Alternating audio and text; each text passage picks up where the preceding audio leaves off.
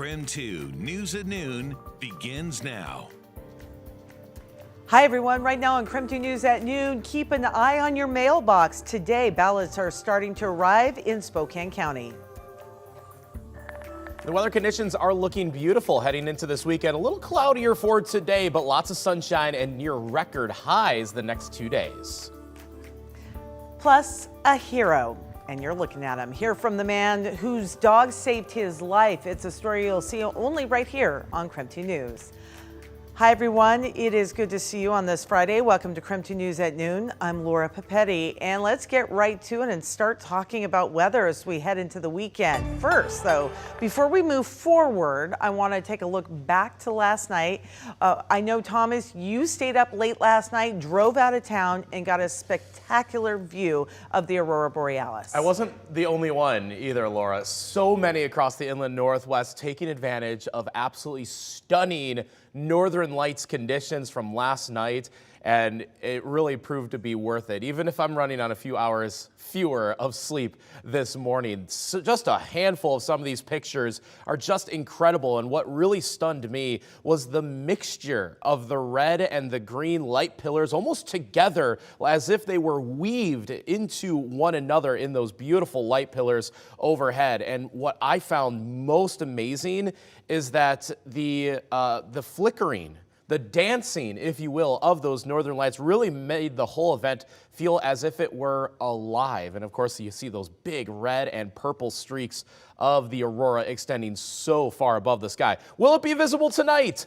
No, unfortunately not, because the event is pretty much over. Just a one-night event for us. The aurora has really thinned out over the northern hemisphere already this morning, so I do not think that we will see a repeat. It's a little cloudier out there right now anyways, though it is kind of like some thin high-level clouds, so the sunshine is trying to filter through it. But check out the weekend. I got mid-70s in the forecast here, with the records also in the mid-70s. So coming up, I'll show you how deep into this month we will still be forecasting 70-degree weather before we get a major cool down come next week. So that forecast is in just a few minutes. The death toll in Florida after Hurricane Milton now stands at 16 people, and the storm left behind a trail of destruction and flooding all across the state.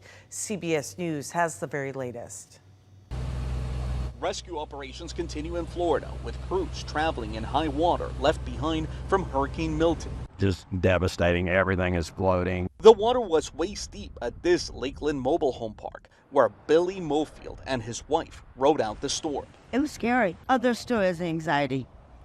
It still is. For some Tampa residents, the swamp of stormwater and overflowing sewage now contaminates their homes, including Yamile Barrios' house. I was in the street for 3 years, and it took me a hard time to get where I'm at. Yeah. Back again. This 80-year-old woman evacuated ahead of landfall, leaving everything behind.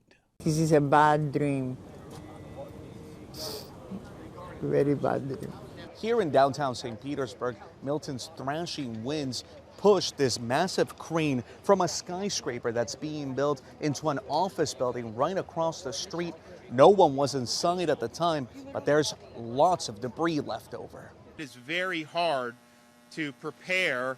You got to just take cover and hope for the best. Milton also brought an unprecedented wave of deadly tornadoes to the state, including multiple twisters to St. Lucie County in the span of 20 minutes. In Vero Beach, this family took cover in the bathroom as a twister tore through their neighborhood. Even with the hurricanes, it's never been this bad. Morgan Ryder from CBS Miami had an update on this pup named Lulu, rescued after tornadoes hit this retirement community. Love you, Lulu. Lulu's owners died in the storm. Now she's reunited with their grandson, a moment of joy amid crushing loss. Cristian Benavides, CBS News, St. Petersburg. Starting today, voters in Washington state will begin receiving their ballots in the mail. Spokane County is asking voters to contact them if you haven't received yours by next Friday, October 18th. Accessible in-person voting opens next Friday as well. The deadline to submit your voter registration online or by mail is coming up October 28th. You can register in person anytime during business hours before 8 p.m. on Election Day.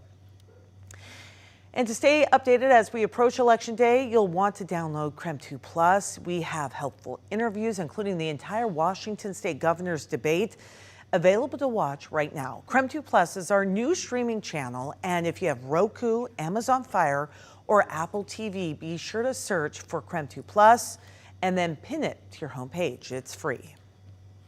All right, we want to tell you about some debates coming up in the next couple of weeks as people prepare to cast their ballot on Tuesday. Up with KREM's Shannon Curtis is moderating the Spokane NAACP Candidate Forum, and it's a town hall as well. Al French and Molly Marshall, candidates for Spokane County Commissioner, will be answering questions. Then 5th District Congressional candidate Carmela Conroy and Washington 3rd District candidate Natasha Hill will be participating in a town hall discussion. The event begins at 6 p.m. in the Spokane Central Library, and then later this month, KREM 2 is hosting a 5th District Congressional debate, and that's when candidates Carmela Conroy and Michael Bumgardner will be here in the KREM 2 studio. That is coming up on Wednesday, October 30th. The hour-long debate begins at 7 o'clock that evening, and you can watch it on KREM 2, KSKN 22, KREM 2 Plus, and KREM.com. Also next month, North Idaho voters will decide whether or not to approve a replacement levy for Coeur d'Alene Public Schools. Not listed on the formal language of the levy is that some of the tax will be taken care of by the state. The superintendents for both Lakeland and Coeur d'Alene school districts say the levy would help fund teachers' salaries, athletics, extracurricular activities, health services, operating expenses, and safety. We receive no dollars for school nursing, for school resource officers, any of that safety security kind of focus. And we know that that's very important in our schools and very important to our communities. They tell us too, it's important to note without the funding, the school says they will have to face $25 million worth of cuts. He said, your dog's a hero. She saved your life today. We know it. Dogs are amazing. Still ahead on KREM 2 News at noon. A story that proves dogs really are our best friends. See the exclusive story of how a dog saved her human's life coming up right here on KREM 2.